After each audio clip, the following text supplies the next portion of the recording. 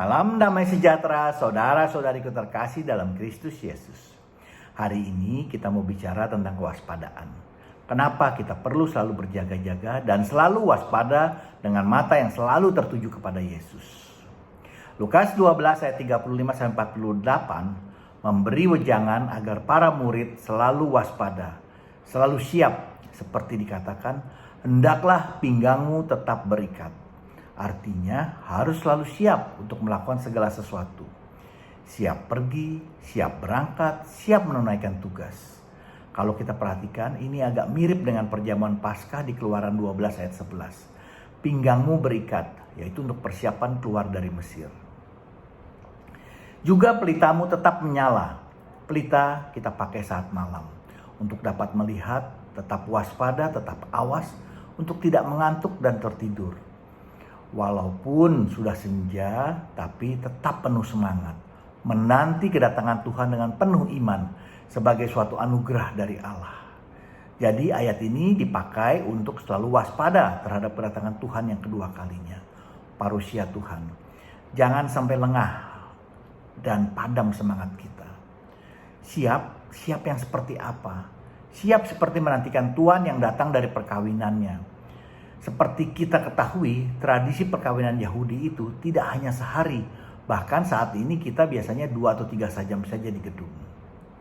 Hakim 14 ayat 12 mengatakan 7 hari selama perjamuan itu berlangsung. Ini dikatakan saat Simson memberikan teka-teki. Bahkan perkawinan dari putra Tobia dengan Sarah itu berlangsung selama 14 hari. Dapat kita lihat dalam kitab Tobit 8 ayat 20. Semua perkawinan waktunya panjang. Jadi persiapan untuk penantian itu juga panjang. Dalam penantian, semua hamba harus siap sedia dan berjaga-jaga. Karena tidak tahu kapan Tuhannya akan datang. Tapi ganjarannya juga istimewa. Diperbalikan. Dikatakan Tuhannya akan mengikat pinggangnya dan mempersilahkan mereka makan dan melayaninya. Wahyu 3 ayat 20. Aku mengetuk, bila ada yang mendengar dan membuka pintu, aku akan masuk. Aku akan makan bersama dia dan dia bersama dengan aku. Istimewa bukan? Juga diumpamakan seperti kapan kedatangan pencuri. Tidak seorang pun tahu. Karena kalau tahu tentu pemilik sudah siap. Sehingga karena ketidaktahuan kapan waktunya, jadi selama penantian harus senantiasa siap setia, waspada, dan tidak lengah sedikit pun.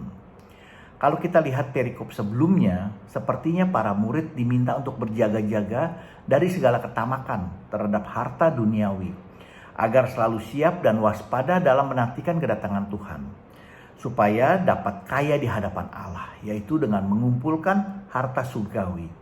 Kita dituntut untuk bertanggung jawab terhadap hidup kita dengan melakukan kehendak Allah. Bagaimana kita dapat mempergunakan hidup ini dengan bijaksana dan mempergunakannya hanya untuk kemuliaan Tuhan dan kehendak Allah. Seperti dikatakan, siapakah pengurus rumah yang setia dan bijaksana yang ditemukan tuannya melakukan tugas dan baik akan memperoleh kepercayaan yang lebih besar. Hal ini dapat dikatakan akan memperoleh reward karena berkenan kepada Tuhan. Namun, bila saat tuannya pulang mendapati hambanya itu melakukan tindakan yang tidak berkenan atau bahkan bertindak semena-mena, maka sebagai konsekuensinya hamba tersebut akan dibunuh, akan memperoleh nasib dengan orang-orang yang tidak setia, artinya akan mendapatkan hukuman. Kita sebagai murid yang diberkati Tuhan dengan memperoleh banyak hal dalam hidup ini, maka kita pun diharapkan dapat mengurusnya dengan baik dan mempergunakannya dengan bijaksana untuk kemuliaan Tuhan, untuk kehendak Tuhan. Mau berbagi dengan sesama saudara dan tidak mempergunakan untuk egoisme pribadi.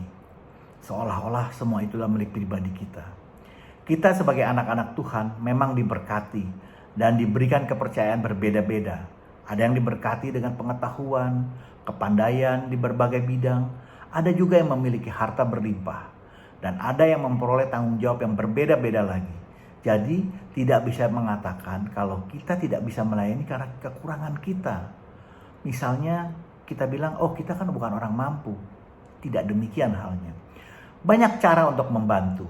menentukan arah jalan saja sebenarnya kita sudah melayani. Pelayanan bisa bermacam-macam. Kita tidak melulu masalah uang. Yang memiliki pengetahuan dapat membantu orang di sekitarnya, misalnya dengan memberikan pelajaran tambahan atau memberikan pengetahuan. Bisa juga membantu di gereja di bidang manajemen, teknis, atau bahkan pastoral sendiri, yang mungkin hanya memberikan waktu atau meminjamkan telinga. Bahkan anak-anak pun dapat belajar melayani dengan membantu pelajaran teman-teman yang membutuhkan. Saya pernah punya pengalaman yang telah mempertobatkan saya juga. Pernah dalam suatu saat, dalam masa ujian kenaikan kelas, saya melihat anak saya terus bicara di telepon. Padahal waktunya sudah tengah malam. Saya terus terang menegurnya dan sedikit memarahinya karena menganggap dia sudah melalaikan prioritas utamanya untuk belajar, dalam hal ini menghadapi kelulusan. Namun dia bilang dia bukan ngobrol, melainkan dia ditelepon untuk temannya yang bertanya untuk masalah ujian besok. Saya pun menasihati dia. Saya mengatakan bahwa harus berani bilang ke teman kalau mau nanya saat di sekolah pada saat dia tidak mengerti. Atau jauh hari sebelum ujian. Jangan pada saat di malam ujian karena kamu pun harus belajar. Memang dia diam saja tapi tentunya dengan muka yang tidak puas. Ternyata saat kenaikan kelas, saat saya bertemu dengan wali kelasnya untuk mengambil rapot, wali kelasnya mengatakan kepada saya dia berterima kasih karena anak saya telah membantu mendampingi seorang teman yang nilainya kurang. Jadi dia sudah diajak oleh gurunya untuk memberikan mentorship. Juga saat keluar dari kelas, saya bertemu dengan anak saya dengan muka yang bahagia sekali dan dia mengatakan kalau anak yang dia dampingi ternyata berhasil naik. Dan dia senang sekali dan itu adalah anak yang menelpon dia terus saat ujian. Saat mengetahui ini terus terang saya malu. Walaupun saya juga bangga. Saya sudah dipertobatkan oleh anak saya. Di sini saya jadi belajar bahwa ternyata berbagi itu tidak hanya masalah materi. Tapi juga dapat berbagi dalam berbagai hal. Pengetahuan dan juga berbagi waktu.